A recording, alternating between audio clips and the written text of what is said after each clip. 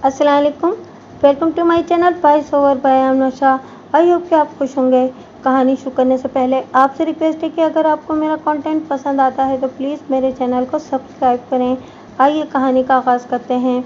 ये कहानी जो मैं पेश कर रहा हूँ मुझे बड़े भाई साहब ने सुनाई थी, जो महकमा पुलिस से डीएसपी के ओहदे से रिटायर्ड हुए थे। ये है तो जुर्म सज़ा की कहानी, लेकिन इसमें आपको एक सुराग रसानी और तफ्तीश के जौहर नहीं मिलेंगे, बल्कि मुजरिम की चालाकी के मुकाबले में तफ्तीशी अफसर नाकाम हो गया था। मुजरिम को अपनी जहानत और अय्यारी पर नाज था, मगर वो भूल गया था कि दुनियावी कानून की आंखों में धूल झोंकी जा सकती है, मगर सबसे बड़ा मुंसिफ ऊपर बैठा है और उसकी पकड़ बड़ी सख्त है। फैसलाबाद अनाज की एक बड़ी मंडी है। इस शहर के चारों तरफ फैले हुए देहात काफ़ी ज़रख़ेज़ माने जाते हैं।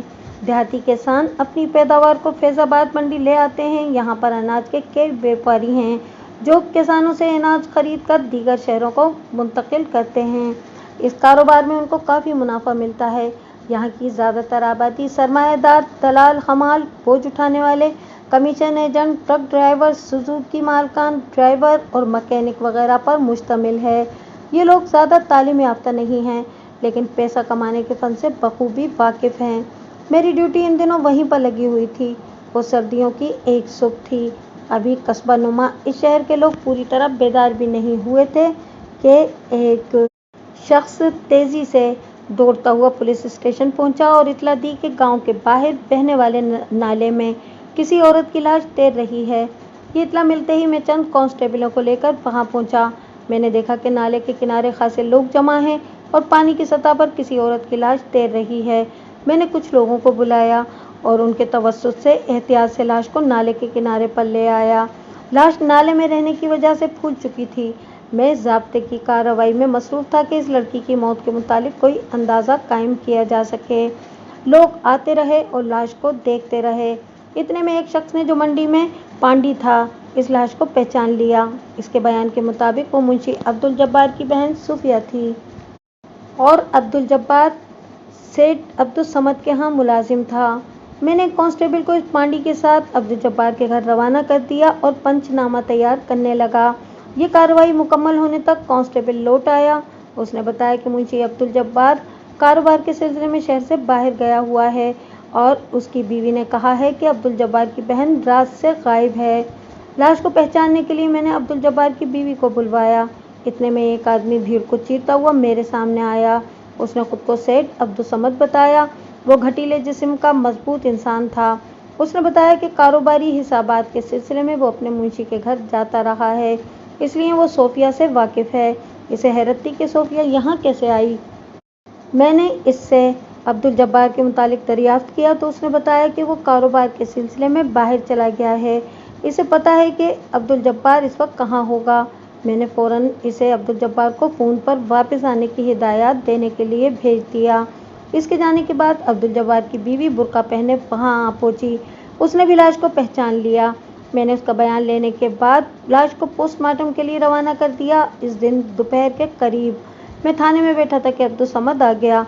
उसने इतला दी कि अब्दुल जब्बार को इस हादसे की इतला दी जा चुकी है और वो चंद घंटों बाद यहाँ आने वाला है। आप सोफिया के बारे में क्या जानते हैं? मैंने उससे पूछा। जनाब, वो कुछ सोचते हुए बोला। 4 साल पहले अब्दुल जब्बार नूरपुर गांव से यहाँ आया था। मैंने उसे अपनी आड़त की दुकान पर मुंशी रख लिया। बहुत ही शरीफ और पढ़ा लिखा है, बड़ी मेहनत और मोहब्बत से काम करता है।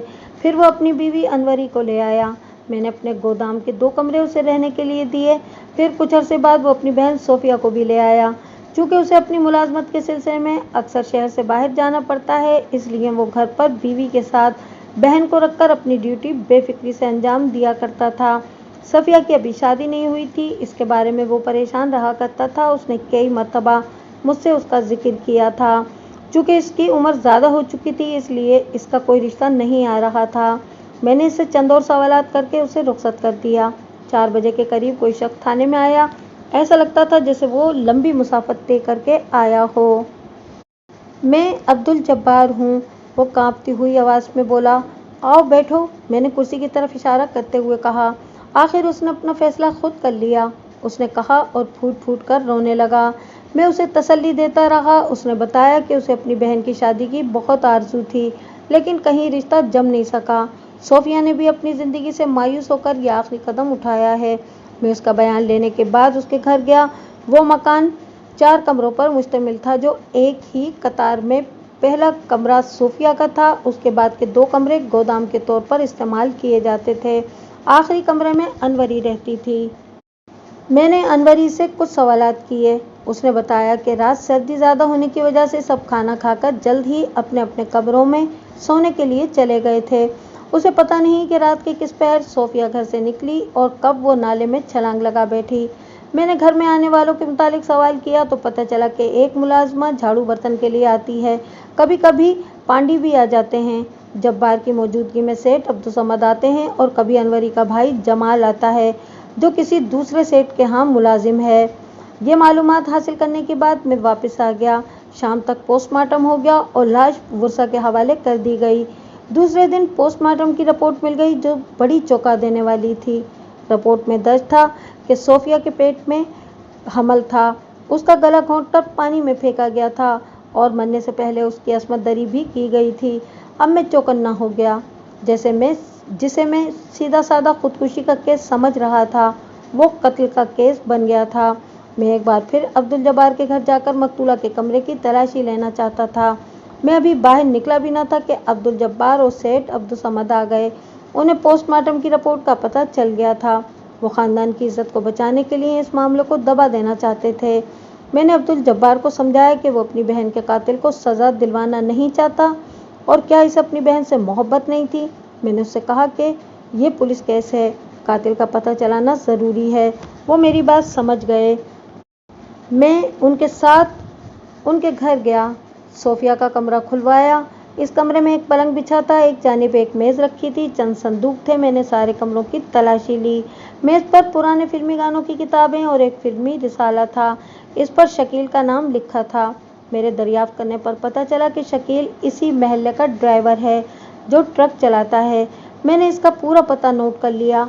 अनवरी बेगम ने बताया कि सोफिया पढ़ने की गर्ज से कुछ रिसाले शकील ड्राइवर से मंगवाया करती थी। मैंने बिस्तर पर नज़र डाली, जो शिकन आलूद था। इससे जाहिर होता था कि रात का कुछ हिस्सा उसने इस बिस्तर पर गुजारा है। इसे पढ़ना लिखना आता था, लेकिन उसने कोई तहरीर नहीं छोड़ी थी। ज़रूरी छानबीन करने के बाद मैं वापस आ गया। मैंने इस घर की मुलाजमा को बुलवाया। उसने बताया कि इस घर में कुछ पांडी और अनवरी का भाई जमाल अक्सर आया करते थे। उसने ये भी बताया कि सोफिया इसे ड्राइवर के पास से कुछ किताबें लाने पर मजबूर किया करती थी। इसने ये भी कहा कि सोफिया और अनवरी के ताल्लुकात अक्सर बिगड़ जाते थे। अब मेरी नज़र में शकील ड्राइवर, अनवरी का भाई जमाल, पांडी और सेठ अब्दुल समद थे। इनके अलावा अनवरी को भी नज़रअंदाज नहीं किया जा सकता था। कत्ल के मुतालिक मैंने एक अंदाज़ा कायम किया था। सोफिया यहाँ आने के बाद किसी से दिल लगा बैठी होगी। वो उम्र के इस हिस्से में पहुँच चुकी थी जहाँ ख्वाहिशात शदीद होकर उभर आती थीं, इसीलिए उसने ये इक़दाम किया। अब बात ये थी कि वो शख्स कौन है जिसने उसको हामला बनाया है। मैंने सबसे पहले अनवरी बेगम को बुलाया। उसका शौहर और अब्दुल समद भी उसके साथ थे। ज़्यादा सख्ती करने पर भी वो नहीं बता सकी कि सोफिया के ताल्लुकात के शख्स के साथ थे। वो इस बात से इनकार करती रही कि हादसे वाली शब उसके घर कोई आया था। अनवरी बेगम के बाद मैंने अब्दुल जब्बार से काफ़ी पूछगछ की। उसने भी किसी पर शक व शुबा ज़ाहिर नहीं किया। वो तो अनवरी और सोफिया के दरमियान होने वाले झगड़ों से भी नावाकिफ़ था। उसकी आंखों से वीरानी बरस रही थी। इन लोगों से मालूमात हासिल करने के बाद मैंने ड्राइवर शकील को बुलाया, लेकिन मुझे पता चला कि वो पिछले दिनों ट्रक लेकर शहर से बाहर गया हुआ है। मैंने पांडियों को बुलाया, जो अब्दुल जब्बार के घर जाया करते थे। इन पर भी सख्ती की, लेकिन कोई काम की बात दरियाफ्त न हो सकी। वो सिर्फ अनाज की बोरियों गोदाम वाले कमरे में रख कर वापस चले जाते थे। घर वालों से इनकी गुफ्तगू बहुत कम होती थी। इनके जाने के बाद मैंने अनवरी के भाई जमाल को बुलाया। वो अपनी बहन ही की तरह खूबसूरत नौजवान था। मैंने उसे थाने में बंद रखा। मुझे शक था कि इसका इस कत्ल से कोई न कोई ताल्लुक है। अब्दुल समद और अब्दुल जब्बार ने उसे रिहाई दिलाने के लिए एड़ी चोटी का जोर लगाया, लेकिन मैंने किसी की एक न सुनी। मैं इस पर सख्ती करता रहा, क्योंकि यही वो शख्स था जो मकतूला के घर में बिला रोक टोक आता जाता था। उसने इस बात को मान लिया कि वो अपनी बहन के घर ज़रूर जाता था, लेकिन इसका मकसद सिर्फ यही होता था कि अपनी बहन को देखे और कुछ ज़रूरी सौदा वगैरह मंगवाना हो तो ला के दे दे। वो सोफिया से कई मरतबा मिला था, इससे बातें भी की थी। मैं जानना चाहता था कि वो सोफिया से किस हद तक कुर्बत हासिल कर चुका था। हर किस्म की सख्ती आजमाने के बाद भी उसने किसी बात का इकरार नहीं किया। मैं तो चाहता था कि मुलजिम की हैसियत से जमाल को अदालत में पेश कर दूं, लेकिन मुश्किल ये थी कि सोफिया के कत्ल की रात खुद उसकी बीवी बीमार थी और वो उसे इलाज की गर्ज से दूसरे शहर ले गया था। इसके पास पूरे सबूत मौजूद थे। मैं उसे छोड़ने पर मजबूर हो गया। इसी दिन मुखबिर ने इतला दी कि ड्राइवर शकील वापस आ गया है। उसने बताया कि वो पिछले हफ्ते सेठ हारून का माल लेकर मुल्तान चला गया था और 8 दिन घर से बाहर रहा है। यहाँ वापस आने पर उसे मालूम हुआ कि सोफिया कत्ल हो गई है। मैंने उसके प्रोग्राम की जांच पड़ताल करवाई। कत्ल की रात उसकी गाड़ी मुल्तान की गल्ला मंडी में मौजूद थी। 1 महीना गुजर गया, लेकिन मुझे कोई सुराग न मिला। वक्त गुजरता चला गया। मंडी वाले लोग इस हादसे को भूल गए। बास केस ऐसे होते हैं जो खुद पुलिस वालों के लिए शर्मिंदगी का बायस बन जाते हैं। इस केस में मेरी नाअहली उभर कर सामने आई थी। मैं तो यही सोच रहा था कि ये केस हमेशा के लिए मेरे दिमाग को परेशान रखेगा, लेकिन इसके साथ ही एक और वाक़या रूनुमा हुआ। मुझे इत्ला मिली कि अनवरी ने खुदकुशी कर ली है। मैं खुद फ़ौरन इस जगह पहुंचा। मैंने देखा कि जब्बार के घर के सामने लोगों का अजदहाम था। मुझे देखते ही लोग इधर उधर बिखर कर टोलियों की शक्ल में बातें करने लगे। कांस्टेबल ने इन्हें वहां से हटा दिया। मैंने देखा कि अनवरी की लाश बिस्तर पर चारपाई पर पड़ी हुई है। उसका सर पलंग से नीचे झूल रहा है। तकिए के पास जहर की शीशी रखी है जो कि खाली थी। मुंह से जहर की बारीक लकीर निकलकर चेहरे पर फैल गई है। उसके चेहरे पर तकलीफ के आसार नुमायां थे। साड़ी किसी कदर उठी हुई थी। मैंने कमरे का जायजा लिया। कमरे में एक अलमारी, चंद संदूक और 2 बिस्तर थे। मैंने फोटोग्राफर को बुलाकर लाश के चंद फोटो लिए और फिर पंचनामा तैयार किया जाने लगा। लाश की ज़ाहिरी हालत से तो इस बात का पता चलता था कि उसने जहर खाकर खुदकुशी की है। मैंने फिंगरप्रिंट देखे और मैंने फिंगरप्रिंट एक्सपर्ट को फ़ोन कर दिया। कमरे की हालत मामूल के मुताबिक थी। किसी गड़बड़ का कोई निशान नहीं था। कार्रवाई मुकम्मल होने में चंद घंटे लग गए। 4 बजे के करीब अब्दुल गफ्फार आया, लेकिन अजीब हालत में। 2 आदमियों ने उसे पकड़ा हुआ था। उसके चेहरे का जाविया ही बदला हुआ था। वो अनवरी की लाश को देखकर पागलों की तरह कहे लगाने लगा। इस अचानक सदमे से उसका दिमाग उलट गया था। लोग उसे बाहर ले गए। फिंगरप्रिंट्स के माहिरीन अपना काम कर रहे थे। इस कार्रवाई के बाद अलमारी खोली गई। अलमारियों की चाबियां तकिए के नीचे से बरामद हुईं। अब्दुल जब्बार को अंदर बुलाया गया और उसकी मौजूदगी में संदूक और अलमारी वगैरह खोले गए। अंदर से बरामद होने वाली चीज़ों में चंद कपड़े और चंद जेवरात थे। अलमारी के सेफ को खोला गया तो इसमें नोट रखे थे। अब्दुल जब्बार जल्दी से नोटों पर झपट पड़ा। वो सारे नोट लेकर बाहर जाने लगा। मैंने उसे रोकना चाहा, लेकिन वो तेज़ी से बाहर चला गया। बाहर लोगों का हुजूम था। उसने वो सारे नोट लोगों की तरफ उछाल दिए और कहे लगाने लगा। जाहिर है उसका ज़हनी तवाज़ुन बिगड़ चुका था। सेठ अब्दुल समद बमुश्किल उसे संभाल रहा था। मैंने अब्दुल समद को इशारा किया कि वो इसे अपने घर ले जाए और वो उसे वहाँ से ले गया। मैंने लाश को पोस्टमार्टम के लिए रवाना कर दिया और इस घर पर पहरा लगा दिया। मेरा दिमाग अनवरी की खुदकशी को सोफिया के कत्ल से जोड़ने में मसरूफ़ था। क्या अनवरी सोफिया के कातिल से वाकिफ़ थी या उसने खुद सोफिया को कत्ल किया था? उसकी खुदकुशी से सिर्फ एक ही बात का पता चलता था, या तो सोफिया कत्ल केस में अनवरी का हाथ था या फिर कातिल से वो वाकिफ़ थी। शाम को अब्दुल समद थाने आया। उसने बताया कि अब्दुल जब्बार बिल्कुल पागल हो चुका है। उसे बड़ी मुश्किल से कुछ खिला पिलाकर कमरे में बंद कर दिया गया है। डॉक्टरों ने कहा है कि इसे फौरी तौर पर दिमागी अमराज के डॉक्टर के पास ले जाया जाए। दूसरे दिन मेरी मौजूदगी में ही अनवरी की तदफीन हुई। लाश को कब्र में उतारने के बाद जब अब्दुल जब्बार को वहां लाया गया तो वो खुद भी अनवरी के साथ कब्र में लेटने की जिद करने लगा। बड़ी मुश्किल से उसे हटाया गया। ये मंजर देखकर मेरे दिल पर बहुत असर हुआ। मेरी आंखों में आंसू आ गए। मैं वहाँ से वापसी पर ऐसा महसूस कर रहा था जैसे मैं खुद अपने ही किसी अजीज़ को दफन करके आ रहा हूँ। थाने में पोस्टमार्टम की रिपोर्ट आ गई थी। इस पर नज़र पड़ते ही मेरे जहन को झटका लगा। रिपोर्ट के मुताबिक अनवरी की मौत गला घूंटने से वाक़ई हुई थी। किसी कपड़े की गिरह से उसका गला घूंट दिया गया था। जहर मरने के बाद ज़बान पर डाला गया था। जिसका असर सिर्फ मुंह तक ही महदूद था और मरने से कब्ल उसकी भी आबरूरेज़ी की गई थी। ये भी कत्ल की वारदात थी। मैंने अहद कर लिया कि मुजरिम को ज़रूर गिरफ्तार करूँगा। मैं कई बार अब्दुल जब्बार के घर गया, काफ़ी बारीक बीनी से हर चीज़ को देखा। कत्ल की सुबह दरवाज़ा अंदर से बंद था। कातिल अनवरी की मर्जी से ही अंदर दाखिल हुआ था और कत्ल के बाद दीवार फांदकर बाहर चला गया था।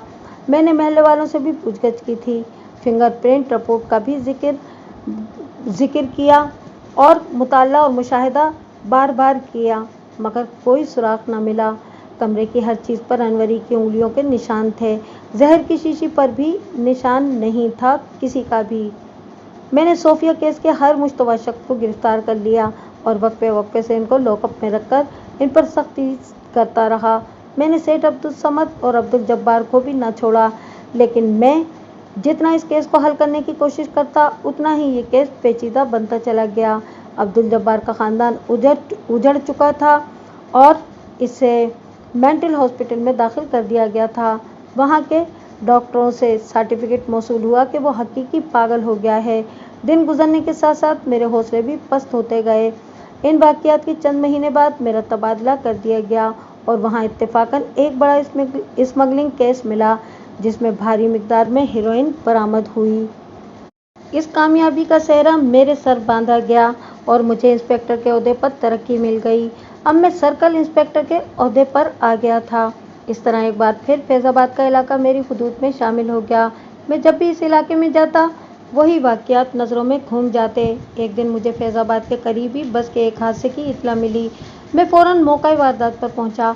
वहां सब इंस्पेक्टर राजा सिद्दीक मिन्हास मौजूद थे, जो ज़ाब्ते की कार्रवाई मुकम्मल कर रहे थे। बस सड़क के किनारे गहरे खड्ड में गिर गई थी। उसके अंदर बैठे 5 अफराद हलाक और बाकी सब जख्मी हो गए थे। मरने वालों की लाशें निकाली जा चुकी थीं। वहाँ मुझे अब्दुल समद नजर आया, जो ज़ारो कतार रो रहा था। उसका जवान बेटा इस हादसे में मारा गया था। मैं इंस्पेक्टर को चंद ज़रूरी हिदायत देकर चला आया। इस हादसे के चंद दिन बाद फैज़ाबाद के किसी सेठ की दुकान में ज़बरदस्त चोरी की खबर आई। यह अब्दुल समद की दुकान थी, जहाँ से लाखों की नकदी और कागजात चोरी हो गए थे। वो अनाज की खरीदारी के लिए बैग से सारी पूंजी निकालकर दुकान की तिजोरी में बंद रखता था। अब वो बुरी तरह लुट चुका था। इस किस्म के वाक़यात इस इलाके में आम थे, इसलिए मैंने ज़्यादा तवज्जो न दी। सब इंस्पेक्टर राजा सिद्दीक खुद इस वारदात की तफ्तीश कर रहा था। इस वारदात के बाद एक और हादसे ने मेरे जहनी सुकून को दरहम बरहम कर दिया। इत्तला आई कि सेठ अब्दुल समद के घर को आग लग गई और उसका सारा ख़ानदान जलकर मर गया है। इस हादसे में सिर्फ अब्दुल समद जिंदा बचा था। जब मैं वहां पहुंचा तो आग बुझाई जा चुकी थी। घर जलकर खाकिस्तर हो चुका था। अंदर से 4 जली हुई लाशें बरामद हुई थीं और अब्दुल समद पागलों की तरह चीख चिल्ला रहा था। मुझे देखकर वो मेरे कदमों से लिपट गया। आग बुझाने वालों का कहना था कि बिजली के शॉर्ट सर्किट की वजह से आग लगी है। मैं बेचारे की किस्मत पर अफसोस करता रहा। एक हकीकत है कि मुसीबत कभी तन्हा नहीं आती, लेकिन पे दर पे किस्मत की मार एक ही शख्स पर पड़े तो बेचारा इंसान कहाँ तक उसकी ताब ला सकता है। इस हादसे के चंद दिन बाद मुझे अब्दुल समद का एक तफसीली ख़त मिला। उसने लिखा था कि यह ख़त मुझ तक पहुंचने से पहले ही वो इस दुनिया से बहुत दूर जा चुका होगा। उसने पिछले वाक़यात के मुतालिक लिखा था कि अब्दुल जब्बार को उसने ही मुलाजमत दी थी। इब्तिदा में अब्दुल जब्बार तन्हा रहता था। बाद में उसने अब्दुल जब्बार से कहा कि वो अपनी बीवी को भी बुला ले। उसने इनको रहने के लिए अपने ही गोदाम के 2 कमरे खाली करवा दिए। दरमियानी 2 कमरे गोदाम के तौर पर उसी के कब्जे में थे।